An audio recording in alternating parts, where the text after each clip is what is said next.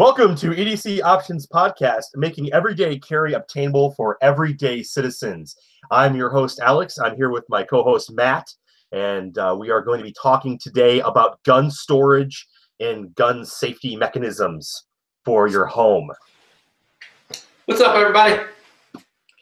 I dug into this a little bit doing some research, and I did not realize how much I did not know about all of the different stuff that's out there. I mean, you go to the gun shop and you see the, they think they call them club lock, you know, the yellow lock that's in the trigger guards. Yep. I mean, and obviously I know there's more out there than that, but that's like, you know, like $7 a piece. I figured out that you can pick one of those. I'm not a locksmith, but I bought one of those cheap, lockpick sets at a gun show.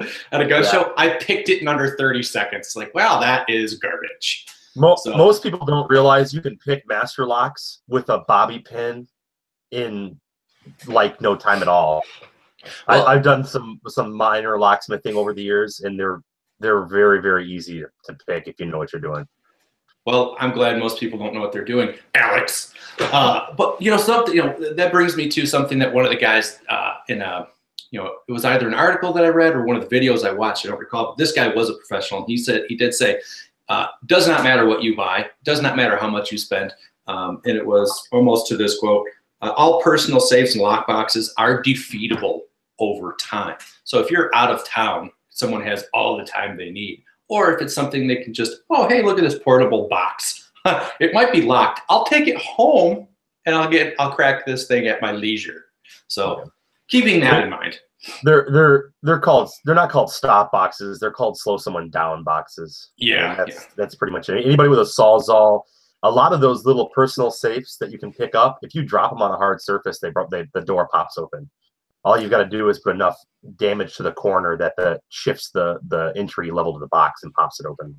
Okay, I wasn't aware of that. I did see. I watched a video where a guy defeated the. Oh shoot! I think it was an electronic mechanism through. I think it was through. You know how you can bolt them to a wall or floor or whatever. He picked in through that hole and then defeated the locking mechanism, the electronic part. I was like, oh my gosh! You know, so I guess like wow, that's some secret ninja squirrel stuff. Anyway, let's kick this off and start talking about some of the more basic stuff that people are going to have. Like, everybody remembers the gun cabinet, you know, the wood frame, glass front, right? Yep, absolutely. Yeah, so obviously that's like a china cabinet with a door lock, with a little little lock on it. That's just to keep kids and little fingers not industrious kids, because any industrious kid is going to break that window if they really want to. Absolutely. That I ever broke any windows in gun cabinets when I was a kid. Yeah. My kids have already broken some of our windows. Thank God they were the garage, not the house. Right. But then you've got it depends on how you. It's really weird. Even if you read one of the NRA books, this is store your gun so they are unauthorized to. So they're inaccessible to unauthorized persons, and they say take reasonable steps or reasonable measures, but they don't say what reasonable steps or reasonable measures are. So it's left open-ended, so there's no liability on anyone's part who wrote the book, and then it allows you to make your own decisions. It goes down to that critical thinking. Exactly. It's what we're doing. Right. It's also, something we say on here a lot is it's also a situation dictates type of thing. Right. We talked about safe storage before, briefly, and it's you keep your guns unloaded unless they are in use. So you're hunting, maybe your lever action is unloaded and it's locked. So maybe it's your self-defense pistol or your self-defense AR. I have no idea. But that should be locked up when you're not carrying it around, but it should be loaded. Especially if you're somebody like myself or Alex and you've got kids running around the house. You don't just leave guns staged in places. I think that's a very irresponsible thing to do. I mean, because you don't know who's, if somebody breaks into your house, what if they accidentally do find one of your guns that you were going to use to save yourself? Yeah, that's not a good deal. No, that actually happened to one of my family members. Oh, bummer. Yeah, super. But so you've got the gun cabinets, the glass fronts. You've got the metal gun cabinets, like the stack-ons, for instance. they're between 8 and One of these, if you can see behind me, that's a stack-on. Yeah. So for you guys on, for you guys and girls on the podcast, you're not going to be able to see that, but if you look at stack-on, it's it's an 8 or a 12 or 14 gun, long gun cabinet. Yep. It's just a metal box with a lock and a door. It's tall and narrow, and they will keep curious hands and fingers out. Even if you can bolt them to a wall, you can bolt them to the floor. But if somebody has let's say a crowbar and enough time, I mean, they're not that difficult to get into. The metal casing is very thin. And they could be very, a Sawzall would eat through it very quickly. You can just zip around the lock. They're very, very thin. They're not very industrious, especially. I mean, they're literally made just to keep fingers away from them. That's about all they're good for. And deter people from just grabbing, it would be difficult to grab and just run out the door. Right. Right. I did want to make a quick caveat. I know we have some listeners that are not in Michigan or some of the other freer states. I don't know if that's a great word. We also have some listeners in other countries. So please make sure that you're following the laws that are written by your state accordingly. So make sure you check and find out if you have to store ammo separately from your firearms, how you need to store them according to the rules and regulations of the state that you live in. I kind of probably have to say that for legal reasons, I'm sure. Yeah, we're not lawyers. We're not lawyers. Professionals. So, yeah. Let's see. So you've got those. You've got gun cabinets. You've got giant gun safes, the ones where it takes 10 men and a boy to bring them into your house, right? Well, you got a pulley system. Yeah. Yes, you got to get an excavator in, open up the foundation of your house, and then wheel in your giant your safe. You've got those too. Typically, those are fireproof or fire resistant. I don't think anything's really fireproof. I mean, if you took one of those safes and threw it out in the sun, it's still going to melt. It's going to melt. And those are much more secure than your tabletop lockbox. Very obviously, they are quite a bit more expensive, and there are better and lesser grades of those. I really don't know all the ins and outs of those. I know that some of them have the fingerprint, what they call biometric, fingerprint reading scanners. They've got the comm locks. They've got the dial comm locks, and then they've got the push button comm locks. And then anything that is electronic always does have some kind of a key backup system. So if the battery dies, even though they give you a warning, time and time again that the battery's dying, if you let the battery die, there is a key or there's a combination to be able to get into those. So, and if there's not, don't buy that safe. Absolutely not. Because calling a locksmith out to do work on a lock is very expensive. And, I know that there are some cheaper safes on the market that don't have backups to them. They are strictly just the comm lock, like the push button lock or a digital combination lock that's on there.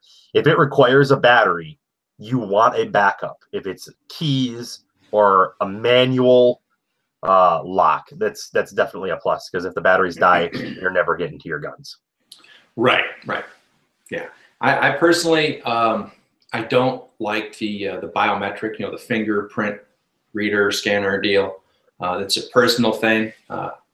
If we're talking about needing to access your guns quickly, you're not going to be trying to access your gun quickly from, a great big giant safe, the giant safes. But if you have, say, a nightstand table, lockbox, or one of the, and I'll talk about this later, but it's a little gun vault that holds one gun. If if you need to get into it quickly and it doesn't read your fingerprint properly, then it resets and you have to start over.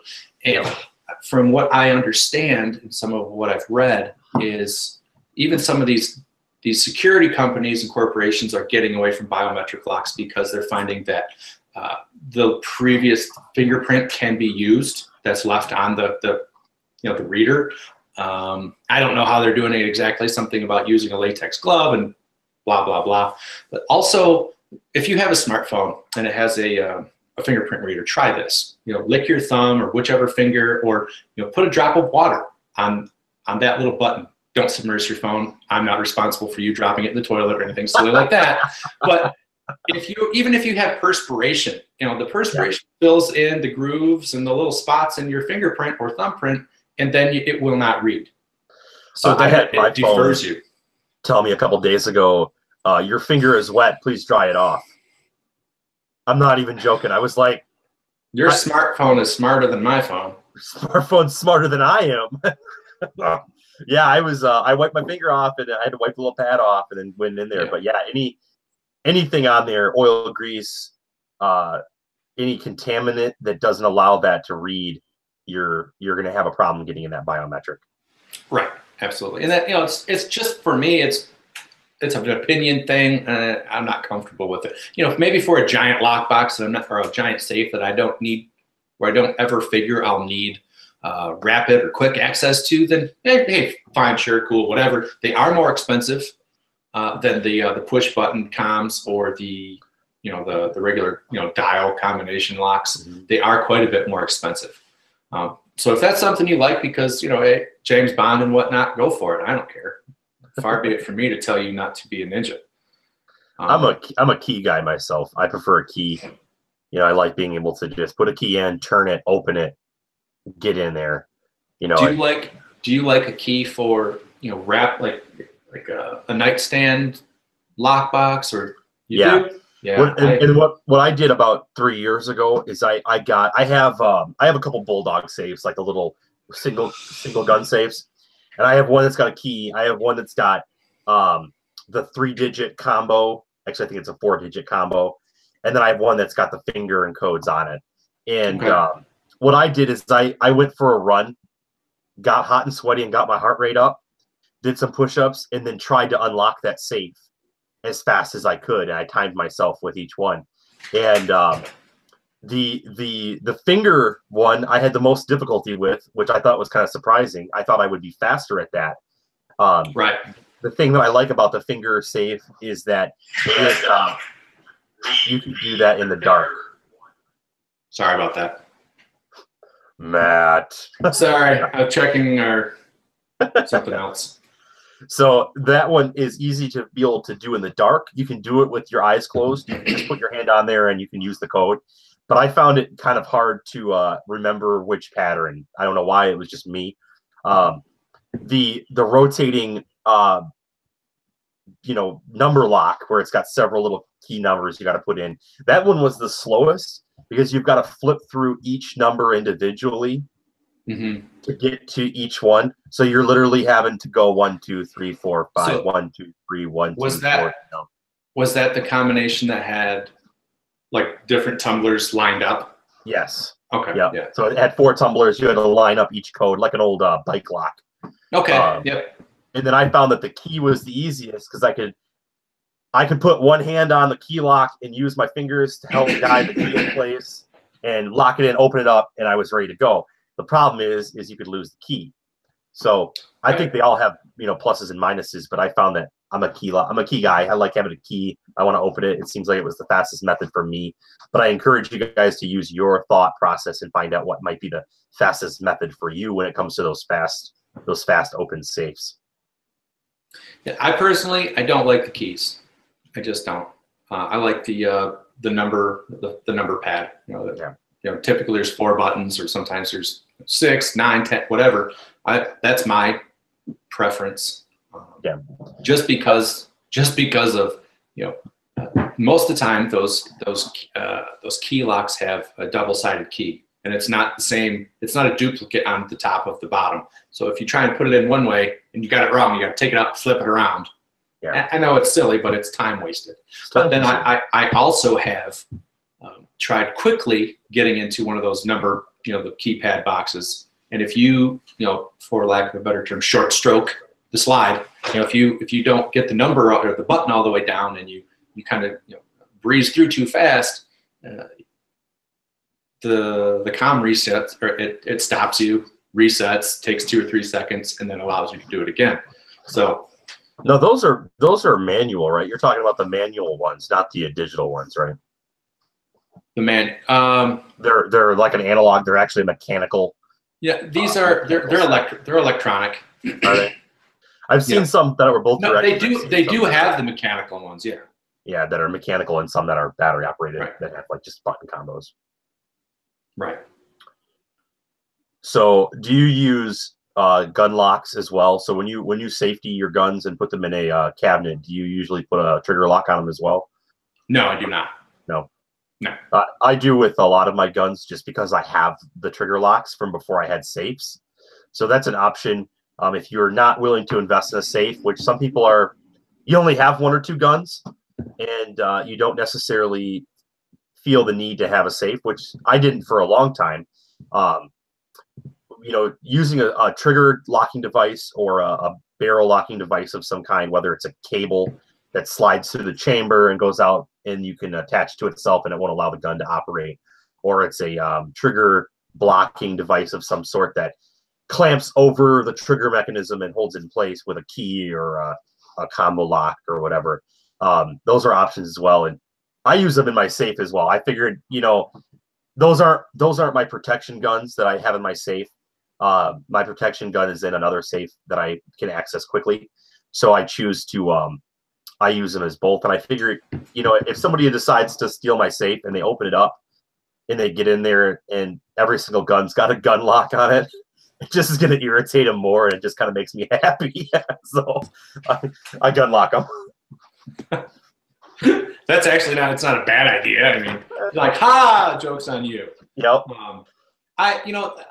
Every gun now comes with some kind of either a trigger guard lock that, it takes a key, or comes with, I think the most common now is the wire lock, looks like a shorter cable lock. Yeah, shorter bike lock, really. And it takes a key. But what I have found with those is they're all, if they're giving them away with the gun, they're very cheaply made, and they're great for keeping curious hands and curious fingers, away from the gun, keeping the gun so it's inoperable. But maybe not so much for an adult that is, a person with some inspired to get into it. Yeah, they're gonna be pretty simple to get through. Yeah. So I want to run through a couple of the ones that I found. One that I thought was really interesting was this one called Zor. It's first off, it's expensive. It's like $200, but it was really neat. But a couple of drawbacks, but it's caliber specific. So if you have a 9mm, you've got to buy the 9mm or 9x19, whatever. Or 45 is, you got to buy their 45, and it's only good for that caliber. But what it is you open the slide of your gun, and I think for right now they only have these for handguns. I don't quote me, but you pull the slide back, and you obviously make sure the gun's not loaded. You put, I can't really explain this well. There's a portion that goes into the breech and into the barrel, and then once it closes, it locks. Like the thing locks. Well, the portion that goes into your barrel, it expands out against the walls of the barrel. Mm-hmm. And the harder you try pulling on it to pull it out, it has like 10 times the amount of pressure that expands into the barrel. So it's really neat. So like a Chinese finger lock in a way. But in reverse, yeah. But the more you pull, the harder it pushes against the walls. They said 10 times more pressure than you're pulling. I don't know how they figured that, whatever, but it doesn't matter. It's really cool. But this allows you to store your gun with a magazine in it, with the slide back. So it has a single dial, but there's no numbers on it. It's operated by clicks. It clicks forward and backward, sort of like a scope. Click forward and back, but it's not, how your MOA clicks are like like they're super fine and they're really close. This is they're much further apart and much more pronounced. So you can set a code as I think as high as like 9 numbers, they said. And it's yeah, it's basically like, so if your code is 1, 1, 2, 3, it's 1 click forward, 2 clicks backwards, and then 3 clicks forward. And they said it doesn't matter if you like going forward, you can just speed dial it forward. You can, it's kind of like overrunning first base. You can run right past it and it'll unlock. And then you drop that, and then you release the slide on your gun, and it's usable. So I think it's kind of a neat idea. I think at the price point, it's $200. I think it's pretty expensive for not securing the gun in place. But I mean, I don't know. I just looked at it online and was trying to. I've seen it before, and it is a really neat design. That a couple of videos they have out, it seems like it's very fast. You can racket that clipper really quick and rip that thing out of there and go right into shooting, if needed, right? Pretty quickly. I watched one of their reps from SHOT Show. He was talking about it. He did say, disclaimer, like, you need to practice this. It's not something like when it's time for use, you don't want it to be the first time that you've tried this. I think it's Will Petty says, you don't want it to be for all the marbles the first time you do it. Right. I think there's a lot of wisdom to that. But I thought it was, I don't know, it's something that I had never seen before. And I thought it was definitely something worth bringing up especially for all those techies out there. It's not my cup of tea. And I guess that there's something on there that allows, I think they have another model where like it's Bluetooth or Wi-Fi somehow, and it will alert you that someone is tampering with your gun. I don't know. Oh, that's kind of cool. Yeah, it is.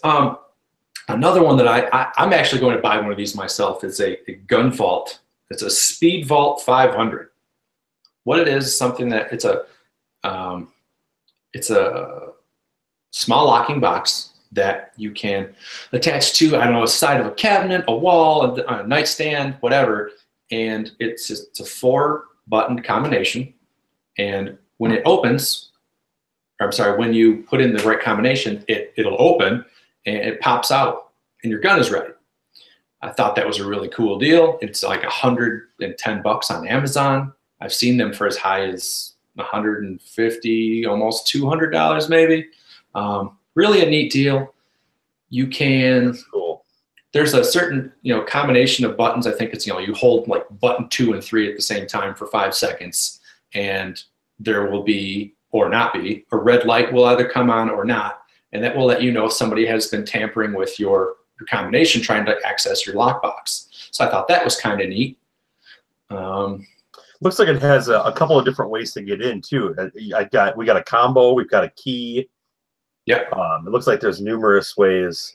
That's a really cool concept. It's a very cool idea. I like it a lot. Yeah. They do have it available with the biometric, fingerprint reader, which is cool. If you're like me and you carry your gun around the house all day, but once in a while, you're going to do something where it's inconvenient to be carrying your gun in your waistband. Wrestling with your kids. Right. No, exactly. And when I'm wrestling with my kids, I tend to take my gun out of my waist. Not because I'm afraid that somebody's going to get shot, but because, I have a 4-year-old and he's tall enough just to come running towards me and whack his head on the gun. Uncool, right? That hurts too. Right. I think it's, I think it'd be a great thing to have, and have a couple of them in the house in different places. So yeah, as silly as this sounds, some people have TVs, some people have, well, who has cordless or a cord, regular landline phone anymore, but some people have TVs in their bathrooms. I don't see why this is a bad idea. We don't have gun safes in our bathrooms. Hey, I mean, think about it. How often do people forget their gun on the back of the toilet or on the countertop in the bathroom at home? Right. Maybe not everybody carries their gun at home like you do and I do, and I've never left my gun. I've never left my gun out, but I don't want their. Should. Right. If they don't, maybe you should start thinking about it. But I don't want that to happen.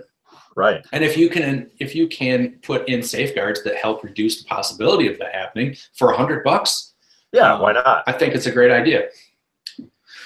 But Yeah, so between the comm locks, the trigger lock, I'm sorry, the comm locks, the biometric locks, which is the fingerprint reading, the tumblers, with the dials, and then they've got like the great big, safe. You think of cowboys robbing the bank, and they got the giant dial.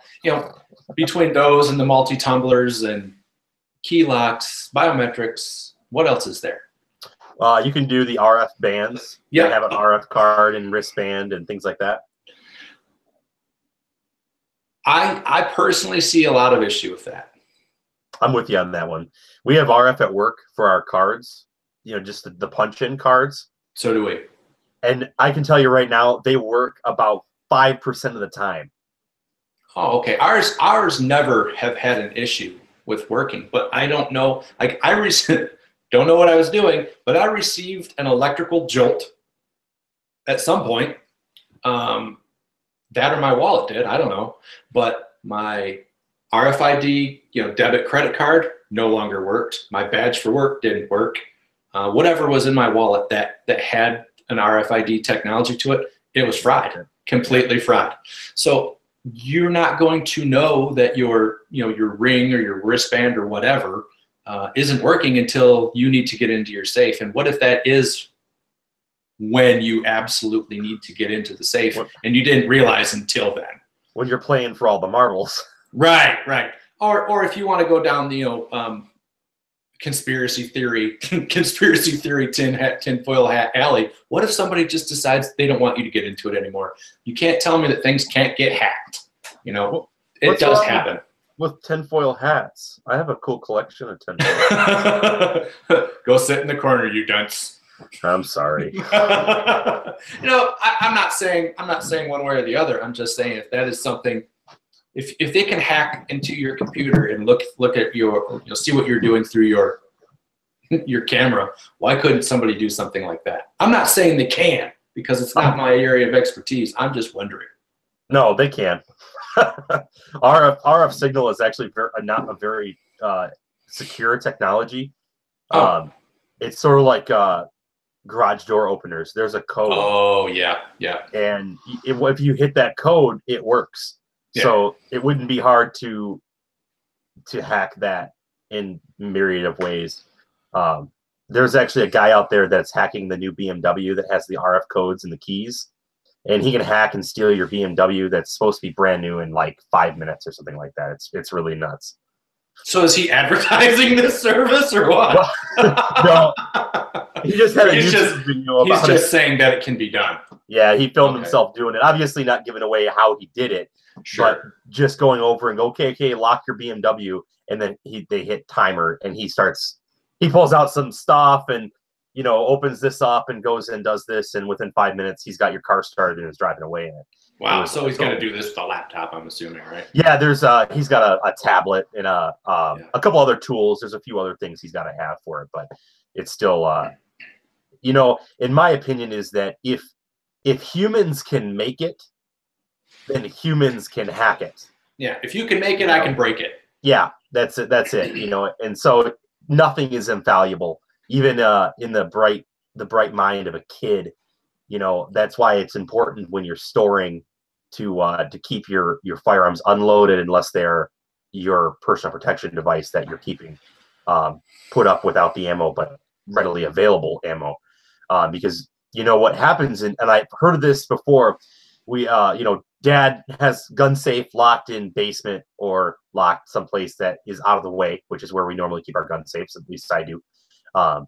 And the children, they have access to it, not necessarily supervised access to it, but they have access to it. And after a while, they figure out how to get into it, whether or not they watch Dad put the code in enough times.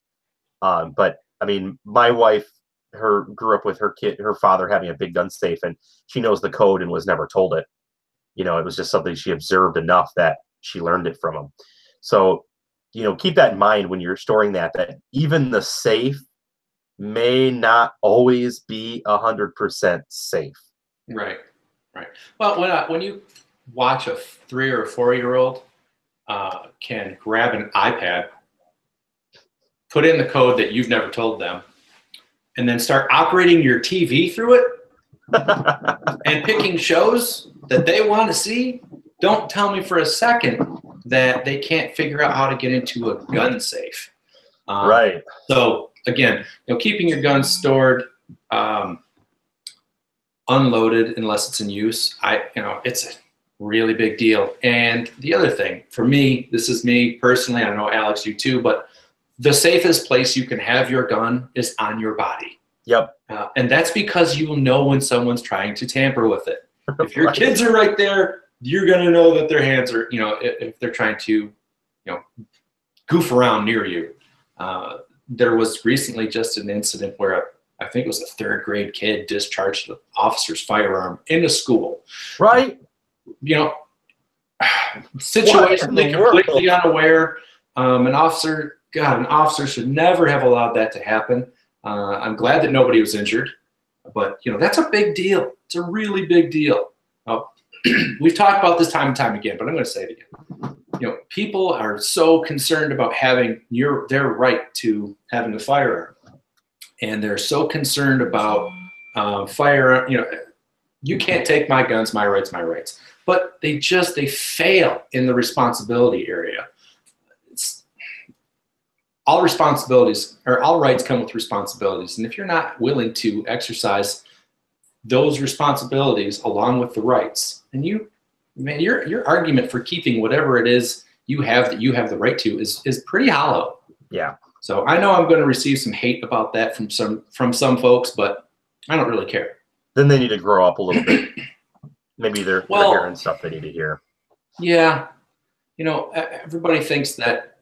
Well, I'm sorry to say everybody is not right, but so very many people that owned guns just think and I was the same way for a little while. I have to admit it.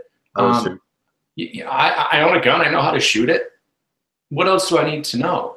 Man, when you have the absolute lack of critical thought applied to, and so, something you're doing, especially something as important as carrying a gun, man, it's a dangerous thing. It's a dangerous thing. So, well, the Trek quote that I like all the time with the, freedom is a rope that you can either hang yourself with or erect monuments of liberty to. It's sort of the same thing applies to that. We want these things, we want these freedoms, and if you don't have the critical thought to think about the freedoms that you're demanding, then what are you going to do with those freedoms but do something irresponsible with them?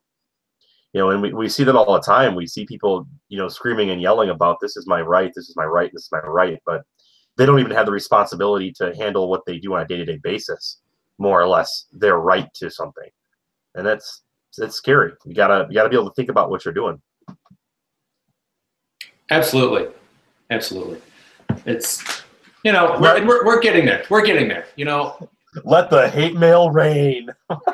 Guess what? We haven't given out our email address yet, so I don't care.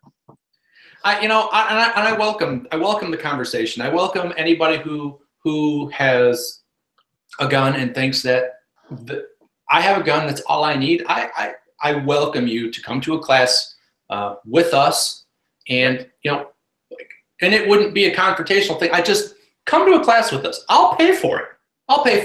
If you at the end of the class can say, hey, I didn't learn anything and I don't see any need to ever do this again, and I still shot better than you, Matt or Alex, then I'll pay for your class. But if you can't do that, you pay for your own class.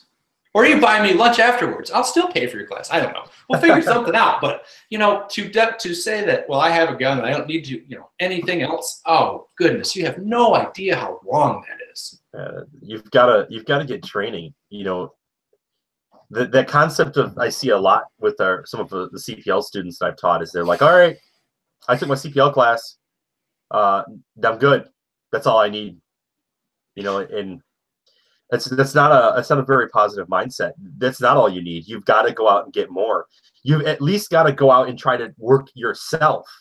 Even if you're not deciding to further your education with a class, you've got to go out there and actually practice. You've got to shoot. You've got to try to figure out how you're going to get your gun out of your holster. You've got to do some of that stuff, because when it's playing for all the marbles, that's not the time to figure the stuff out. You don't want to figure out how you're going to get your gun out of your holster when your car is being jacked. You've got to figure out how to get that gun out of your holster when you're on a nice flat surface with a sunny day and the weather is perfect and the target's in front of you and you have all day long to do it in. And then when something happens, you can at least go, well, I tried and I practiced. You know, that's the minimum that we should be doing as firearm owners is at least being confident in practicing in our firearms. Right. And that goes for everything that we have. You know, this is Everyday Carry Options podcast. So, you know, some guys carry knives and some guys carry flashlights and some people carry tourniquets and what else? Pepper spray. But if you've never taken a knife fighting class, brother, sister, let me tell you, carrying a knife for self-defense is a bad idea. It's not, you don't carry a knife for self-defense because it's less than a gun, so I won't get in as much trouble. It doesn't work like that. Hit your mute button. Sorry. Threw me off track. What was I saying? Oh, knife fighting.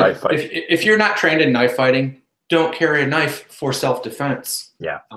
If you don't really know how to use pepper spray, if you're not willing to buy pepper spray and then use it a few times, like spray it, see how far it goes, see if it fans out.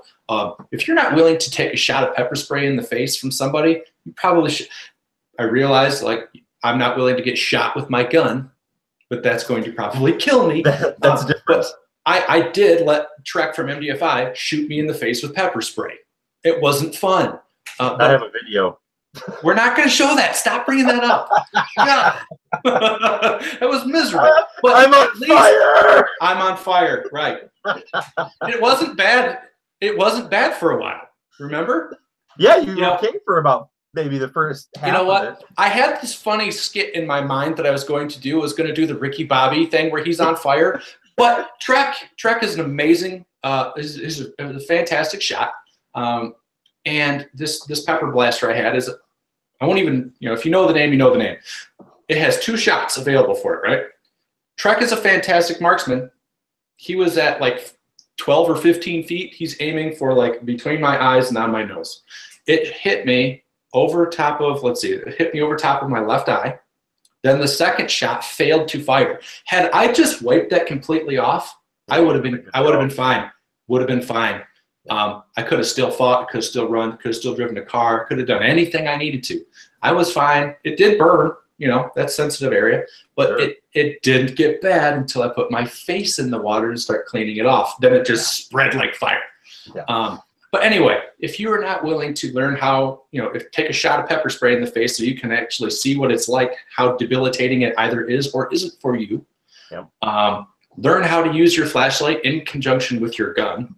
Yep. Because it's not just, well, here's my gun, here's my flashlight. It doesn't really work that way. Yeah, there's a lot more to it than this. Right. Or, you know, whatever it is. But you get seek out training. Further education. And I understand, you know, in my perspective, all of us are not wealthy. And, you know, none of us are as far as I'm concerned. Oh my, no, not a chance. So I understand a lot of how it is to want to take experienced classes but not be able to have the funding to do it. There is a lot of information out there that's not just going and getting trained. Is getting trained from an instructor the best? Yes. Is reading a book very good? Yep. Is listening to a podcast very good, or checking out YouTube videos? Those are all things that are good ways of learning as well.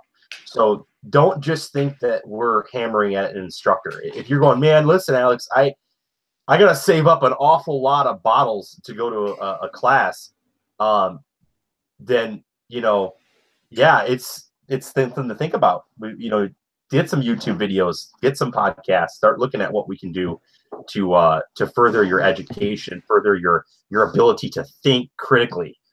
And that'll get you pretty far. Right. Well, we got way off track. Well, it happens. Sorry about that. It does. You know, we don't have a very rigid script to stick to here.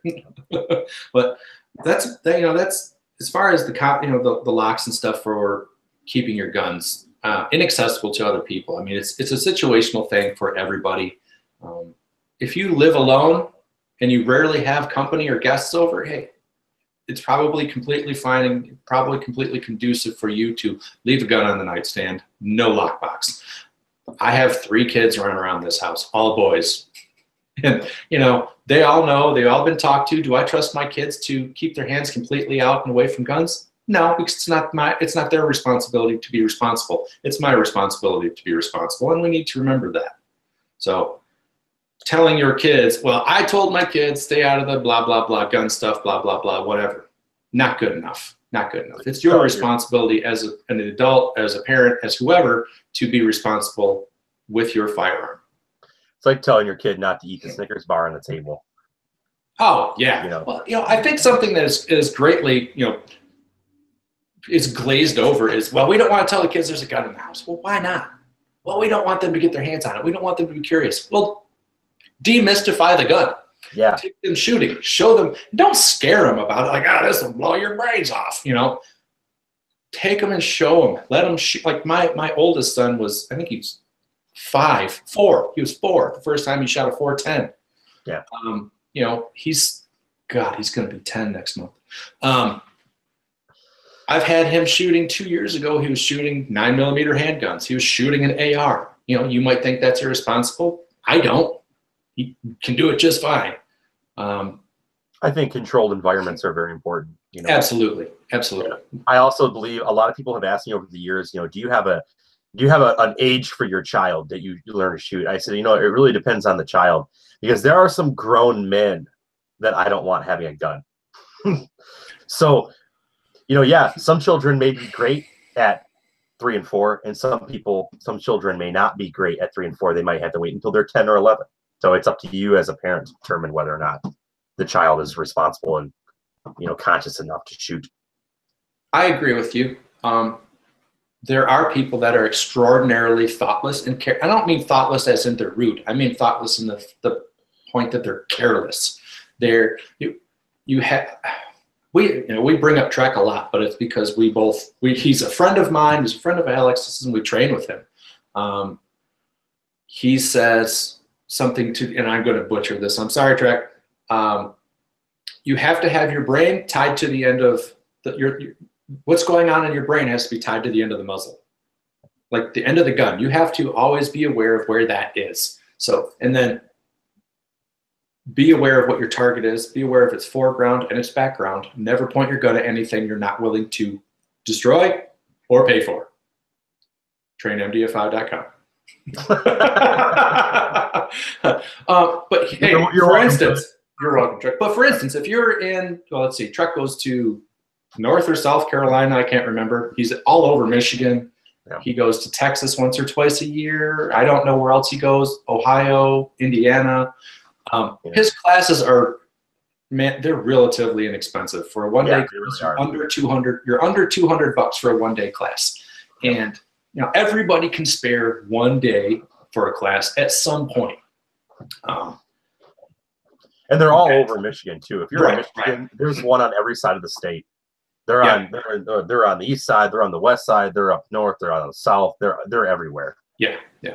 So he's a great instructor. It's all foundation level stuff. You know, you can get into all foundation level classes.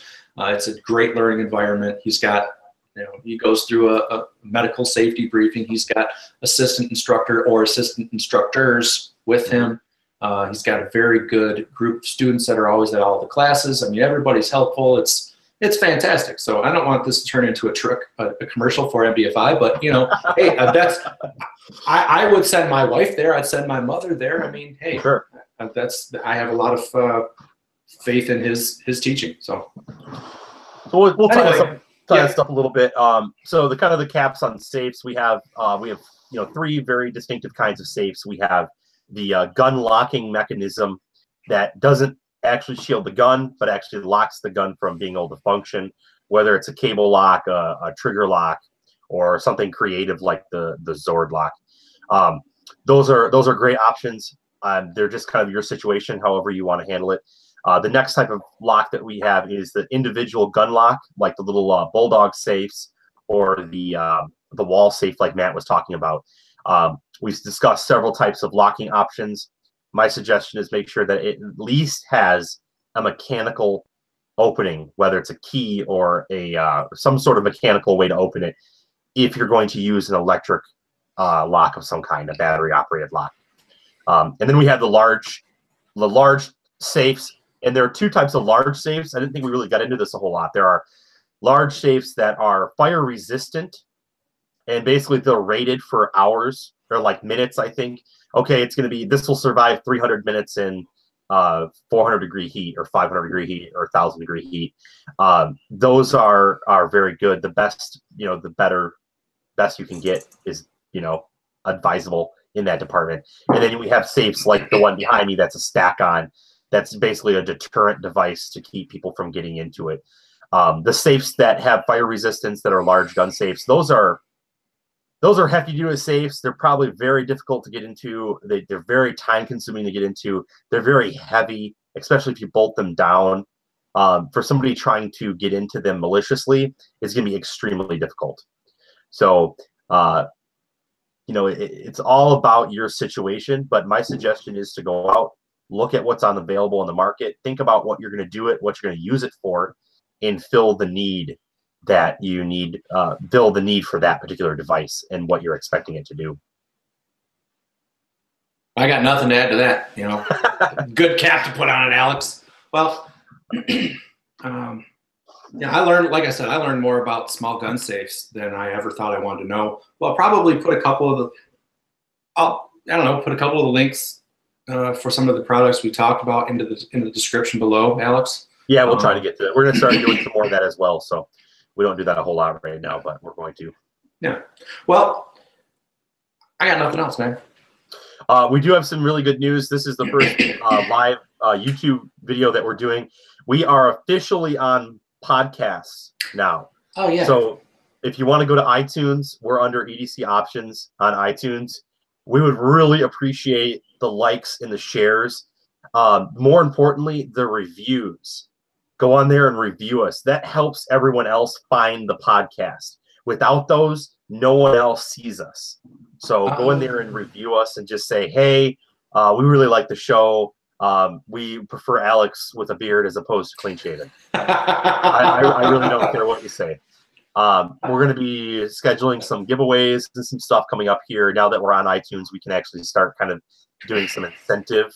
And we're going to be doing some incentive for how many views and likes and stuff that we get on there. So pass it on, get the good word out, like and share. Find us on Facebook, find us on Instagram, all that stuff that's going to help us out, and give us some feedback on our shows. Let us know what you think, and let us know what you want to hear about. We're going to eventually run out of ideas. So we gotta hear from you guys. Let us know what's next so we can answer some of the questions and address some of the concerns of our people that are listening in our shows. So check us out and like and share as much as possible. Thank you. Yeah. Well, making everyday carry attainable for the everyday citizen. Thanks a lot for watching, guys and girls.